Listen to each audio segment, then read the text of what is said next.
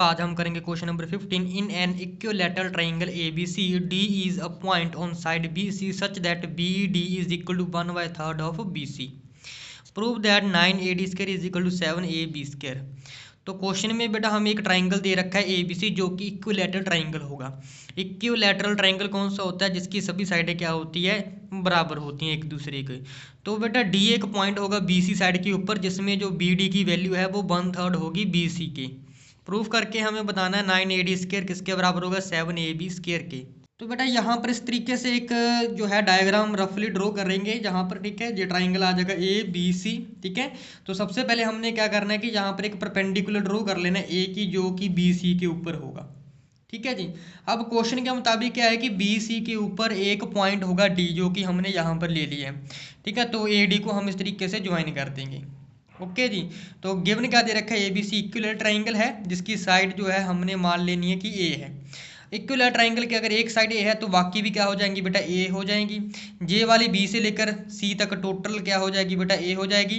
तो जे अगर हमने परपेंडिकुलर ड्रॉ कर रखा है ए ई, तो क्या होगा कि जब परपेंडिकुलर जो है बी सी को दो भागों में बांट देगा, एक बी ई और एक आ जाएगी ई सी, दोनों आपस में क्या होंगी? बराबर होंगी। तो ई सी की वैल्यू क्या आ जाएगी? a/2 क्योंकि आधी है जी, और बी ई भी क्या है? बी सी का आधा है तो a/2 आ जाएगी जे बी साइड। ठीक है जी।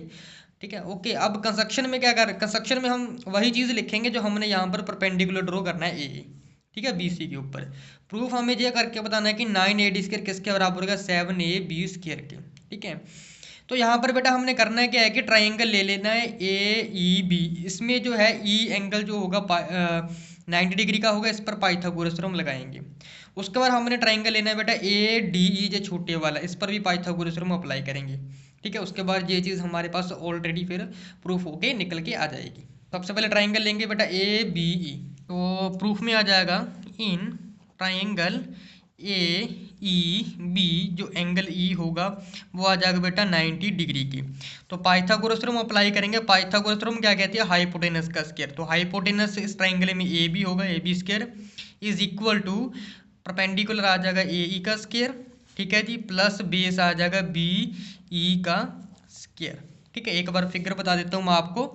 तो ये बेटा हमारे पास हाइपोटेनस है ए बी स्क्वायर, ये परपेंडिकुलर है ए ई, और ये हमारा आ जाएगा बेस बी से लेकर ई तक। देखो बेस बी ई है, उसकी वैल्यू पता है a/2 है, इसकी भी वैल्यू पता है, ये साइड ए है, तो हमें जो परपेंडिकुलर है बेटा ए, इसकी वैल्यू फाइंड आउट कर लेनी है। बेटा ए बी की वैल्यू कितनी है? साइड है जे, तो ए आ जाएगा, ए का स्क्वायर है, ठीक है, ए ई का स्क्वायर आ जाएगा, प्लस बी ई की वैल्यू a/2 है, इसका स्क्वायर आ जाएगा। तो ए ई का इसका स्क्वायर भी कर लेंगे और साथ में साइड भी लेकर आएंगे, दो स्टेप इकट्ठा कर लेंगे। ठीक है, तो मैं थोड़ा रीअरेंज भी कर लूँगा। तो ए ई स्क्वायर की वैल्यू क्या आ जाएगी? ए स्क्वायर माइनस ए का स्क्वायर आ जाएगा, नीचे 2 का स्क्वायर होगा 4। एलसीएम ले लेंगे, 4 इस साइड सीधा जाके मल्टीप्लाई हो जाएगा, 4 एलसीएम आ जाएगा।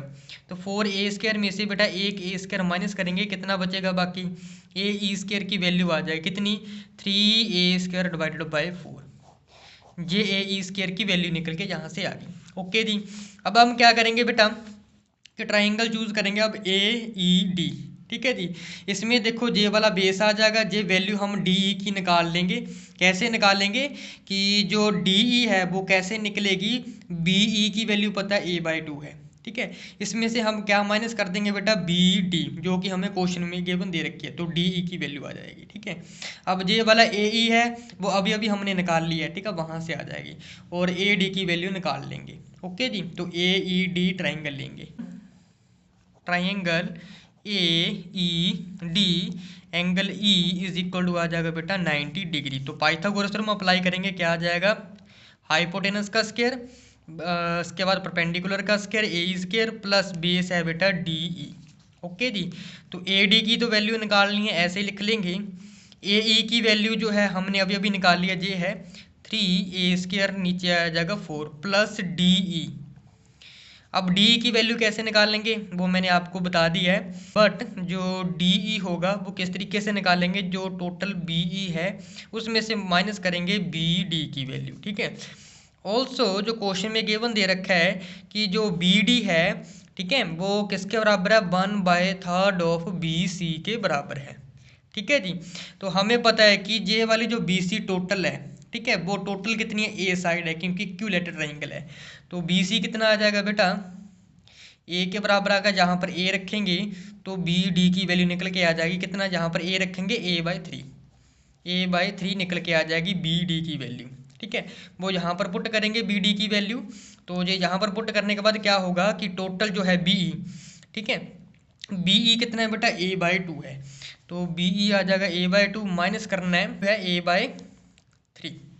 ओके जी, उसके बाद क्या कर लें, 2 और 3 का एलसीएम ले लेंगे, तो एलसीएम 2 और 3 मैं यहाँ पर कर देता हूँ, 2 और 3 का एलसीएम कितना आ जाएगा बेटा 6, यहाँ पर आ जाएगा 3a माइनस 2a, कितना आ जाएगा बेटा a/6। तो डी की वैल्यू कितनी है बेटा a/6, जहाँ पर पुट कर देंगे a/6, तो देयरफॉर ए डी स्क्वायर किसके बराबर आएगा बेटा 3a² डिवाइडेड बाई 4 प्लस कितना आ जाएगा बेटा, अच्छा इसका बेटा स्क्वायर है, ठीक है स्क्वायर आएगा, तो a/6 का क्या आ जाएगा बेटा स्क्वायर आ जाएगा, तो यहाँ पर लिख देंगे 3a² बाई 4 प्लस ये a², नीचे आ जाएगा 6 का स्क्वायर हो जाएगा 36, एलसीएम ले लेंगे, एलसीएम आ जाएगा 36।